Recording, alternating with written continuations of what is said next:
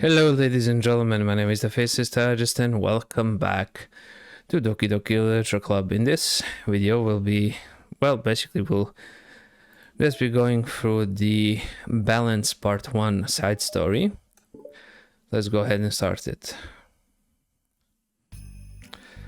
Natsuki. While Natsuki is messing with the orientation of her manga in the closet shelves, Sayori approaches from behind and pulls her into an embrace. What? Hi. The literature club has been in full swing since Natsuki joined. Including her, the club is now comprised of 4 members. Sayori, Natsuki, Yuri, and Monika. Each club member has received a day in the spotlight to share all of their favorite kinds of literature with each other. Natsuki was first and shared her passion for manga. Then Sayori shared her love for poetry, as well how she goes about writing it herself. Monika, who has multiple literary interests, decided to focus her day on short stories, and finally Yuri managed to demonstrate her obsession with fantasy with a little help and encouragement from Sayori. After the week spent on their presentations, Monika decided to give the club members this next week to freely explore each other's literary interests. Sayori, having spent most of her time in the club so far with Yuri's fantasy books, is rather excited to begin her journey into Natsuki's manga collection. I want to read with you today. Tell me which one I should pick. Well, that depends on the kind of stuff you like. I mean, there's like romance, drama, comedy, mystery. I like all of those things. So he reaches out and pulls a random book from the shelf and inspects the cover. Shouldn't this girl be wearing more clothes? You wouldn't like that one. In a panic, Natsuki snatches the book from Sayori's hand and replaces it on the shelf in a less conspicuous locations. Okay, well, if you really have no preference, then let's just start with something that's easy to get into.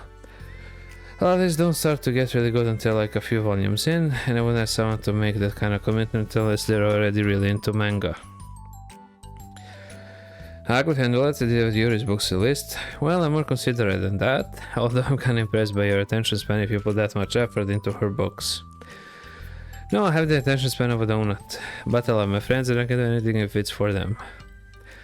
Well, okay then, let's pick you something that even donuts can read. I didn't say I was a donut, I just said I had the attention span of one. We're just trying to call me sweet, you're so cute. No, how did you get that conclusion? And don't call me that. A donut? Cute. How come? I just don't like it, I don't need a reason. Natsuki yanks a book from the shelf and closes the closet doors. Someone asks you to stop, then you just need to stop. People need to realize that. I'm sorry, I didn't mean to hurt you. Nah, sorry, it wasn't you. Natsuki shakes her head while pulling a second chair over to her desk. I was talking about something else, I didn't mean to get angry. All of a sudden, Natsuki wets her gaze and mumbles. You're like a nice person, so I wasn't talking about you. I still learned a valuable lesson. Sayori speaks softly as well, feeling shy after receiving the unexpected compliment. Well, anyway, here's the book, so just start it whenever you feel like it. What's it about? Well, it's like a comedy, and there's romance too, obviously. Sayori looks at the title. It's called Love is Another Word for Luck. It's about a girl who keeps accidentally running into the same guys, and then you find out, like, well, you should just read it. But you have to tell me what you think. I can already guess who you're gonna ship yourself with. It will be so funny if I'm right. Ship? I don't get it. Never mind, let's not worry about that yet. Just make sure you tell me what you think. Oh, okay. I'll start then. Hey, maybe tomorrow we can do poetry too. Yeah, I guess. But I don't want you to finish.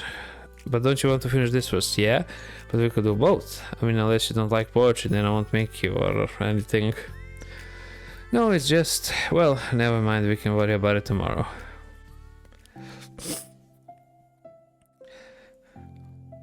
After the club meeting ends and Natsuki and Yuri leave, Monika strikes up a conversation with Sayori. I see you got Natsuki to share some of her manga with you. I really want to become better friends with her. She's so enthusiastic and expressive. I could just listen to her talk. She's so... I'm not sure if she meant I can say that to her, or I just can't say it at all. Say what? Nothing, I am a woman of respect. But Natsuki is a woman of cute. Oh, I said it. What's so bad about that? I don't know. But you know, there's one thing I'm kind of worried about. Sometimes I'm afraid that Natsuki actually doesn't like me very much. Oh, that's ridiculous. How come you feel that way? Well, I mean, just little signs. Like how she only says hi to me after I say hi to her first, and it feels like she only gets excited to talk to me when it's about manga and other stuff she likes. She just seems dismissive a lot. She was like that when I brought up poetry. Yeah, but it doesn't mean she doesn't like you. She's probably just shy, you know? Maybe... my stupid head is just making me worry for no reason. It likes to do that. It's okay, try not to worry so much. Everything will be great, but you can always talk to me about any concerns that you have. I'm here to help. You're the best. Sayori gives Monika a quick hug. Well, I'm gonna keep trying because I love her and I wanna get closer to her. You got this. Okay. Sayori seems to be the glue holding the club together. After the next club meeting starts, Sayori is the last one in as usual. Strutting into the room, she sees Natsuki sitting alone by the closet reading what must be manga. Without hesitation, Sayori pulls up a chair and plops herself down right next to Natsuki. Hello there. Hi. What you reading? Can I read it with you? Natsuki pulls the book away from Sayori. You can't just start in the middle. There are spoilers besides what about the one I gave you yesterday. Sorry, I was just curious. Well, anyway, I've been waiting forever for this volume to come out and it just came out yesterday, so... Oh, that's exciting. Well, I'll let you read it then. Can I sit next to you though? Sure. Sayori plops herself down next to Natsuki, then pulls out a blank sheet of paper. Natsuki reads in silence, save for the periodic flutter of a page being released from beneath her thumb. From Sayori's side, only the tight taping noises of her pen meeting the paper can be heard. Time passes, Sayori's paper is filled with scribbles, and the margins are lined with stick figures. Natsuki lets out a deep sigh and closes her book. Did you finish? No, but it's a good stopping point. My head is swimming, I need a break. Natsuki scratches her arms. Aren't you bored? No, I was writing. Oh, I saw all the stick figures and thought you were just bored. I just draw those when I'm thinking or waiting for inspiration.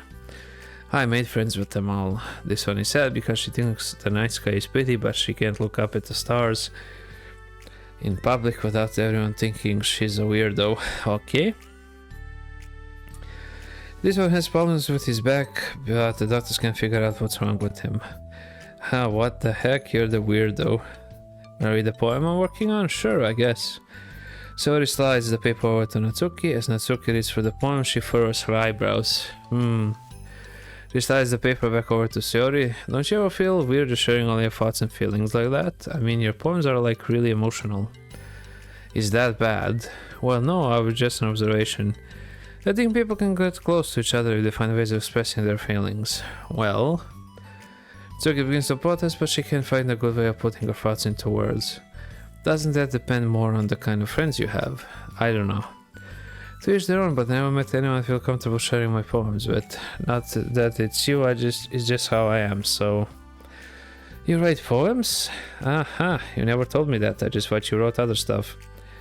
Yeah, that too, but you should. I mean, would you ever want to share? Like I said, I don't do that, but... Can we talk about something else? I'm sorry, it's not your fault, it just makes me uncomfortable, I can't help it. Still, I'm sorry. It's fine. Well, let's move on to something that makes us both happy. I should continue the book you gave me since I didn't get very far yet. Sure. Over the next few days, Sayori begins each club meeting by approaching Natsuki with unwavering enthusiasm. It's Natsuki. Natsuki. Hi, Natsuki. At the end of one of the club meetings, Monika, who has become rather invested in Sayori's friendship mission, starts an innocuous conversation with Natsuki while she backs up. It's cool that you've been finding time to spend with Sayori. She was pretty excited for the chance to read manga with you. Yeah. Sure you've been enjoying the chance to share it too, right? Yeah, mostly. Natsuki glances over her shoulder but doesn't reply further. What's on your mind? Nothing. I don't talk about people behind their backs. Oh, Natsuki falls silent, but she just fidgets instead of getting back to what she was doing. As though she wants to say more. It's okay to share your feelings, that's different from talking about someone behind their back. I guess. I just hate when people talk about me behind my back, so I'm better than to do it to others. Monika shares a bright smile. You're really considerate. Thanks, I guess, but it doesn't feel like it. You can trust me. Natsuki stands in silence for a moment, still fidgeting. I just feel smothered sometimes. I'm not used to someone being like all over me right after we meet. I mean, it's fun to hang out with her, but I just have no control over the pace. I can't just meet someone and instantly become best friends with them and like share everything about myself. That's not how it works. I just want to chill out sometimes. Oh, I didn't realize that was happening. It's fine, why would you have? I know, I just feel bad about it. I know sorry, so I should have realized. Monika now gets with a tinge of guilt, which is surface mainly due to her being the one who previously encouraged Sayori's behavior. Despite not knowing the situation, Monika can't help but feel a little responsible. Do you want me to talk to her about it? No, I wouldn't like that. Well, I could like divert her into another club activity for you or something. No way, that would be so underhanded and mean. Sorry, I didn't think that one through. Besides, just because I complain about it doesn't mean I'm asking for someone to solve my problems for me. True. I'm sorry, I guess I just instinctively want to try to solve problems even if I haven't been invited to. It's fine, I will talk to Sayori about it, but it will make things really weird between us. I feel like it will make her just constantly be afraid that she's bothering me. I don't know how to just keep things natural. Well, I think if you do a good job expressing all your feelings, she will totally understand. Sayori really wants to be the best she can be for other people. I think she would actually be happy that you want to improve your friendship with her. Maybe. I just feel so dumb talking to someone about how to be friends with them. It's just weird and not cool. Monika shrugs. It's the literature club. Then she mumbles through a stifled laugh. It's not the cool club. Hey, yeah, sorry. That just tickled me for some reason. Look, I know that you're kind of in a tough spot and it's hard for you to really express yourself, but you really demonstrated to me that you're great at self-reflection and critical thinking, even if it doesn't feel like it to you. I think that's the most important part of being able to navigate through these things, so I believe that you'll find the right thing to do. Well, Natsuki consistently starts to reject the compliment, but she can't find any excuse to do so. Thanks. Natsuki gathers her thing, then she finishes her thoughts in a mumble. And I'm so glad I joined the club, even if it's weird sometimes. Monika smiles, but Natsuki turns her back and walks away before waiting for a reply. It was an usual way for Natsuki to express her appreciation, but Monika knew what she meant. It made Monika feel like everything really was going to be okay. Interesting way. Oh, that's it. Oh, that was rather short. As a reminder, you have gathered data collection. Any analysis performed should be focused on answering some of these main questions. How does granting elevated access to the VM affect a person's emotional state? How does granting elevated access to the VM affect a person's values and goals? How does someone effectively navigate and experiment with their ability to change the contents of their VM? How is elevated access being weaponized? What actions and values most contribute to the destruction of the universe? What? Most importantly, how much your observation apply to our own universe? Bonus, how can we present this to the upper managers as an operation that benefits the company? Unrelated note, whoever changed the color scheme of the desktop to pink, can you please change it back? It's unprofessional and it runs the risk of drawing eyes. Okay. Huh. That's actually rather weird.